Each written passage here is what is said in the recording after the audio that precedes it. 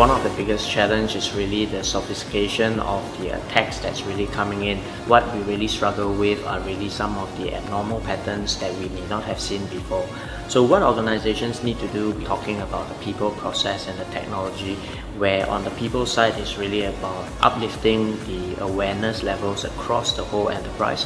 When we look at the processes, we then say that it's not just about looking at the prevention, but are we prepared to respond when a breach actually happens? It is definitely going to be an ongoing journey. It's not going to be a situation where you invest in security technology and that's the end of it. So it's something which still has to continually evolve over time based on the threat landscape and based on the way that the business is moving.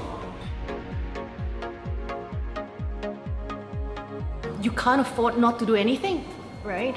If you don't do anything, then it's going to be disastrous. Even though I said there's no 100% guarantee, no product vendor is going to tell you that the product is going to solve all your cyber problems, right? You're not going to have that. But having said, it doesn't mean that you don't invest in cyber at all. You want to be able to protect what is very key to you. If you talk about SMEs, for example, a lot of time they are being used as conduits to the larger companies. So you can imagine if you don't do anything about it and if you're compromised, and through you, the bad guys or the hackers get to the bigger companies and these are your customers, there's going to be business impact. I think that bit is very key. I think what is also equally important will be user education. You don't want to be spending a lot of money in cyber and it become your weakest link.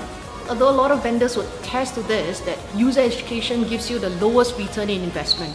It's still important. You still have to train the users, right? So that bit is important.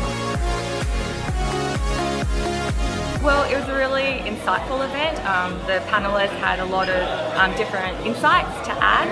So I think just in terms of knowing, what the industry is talking about, what the latest is, it was just good to hear.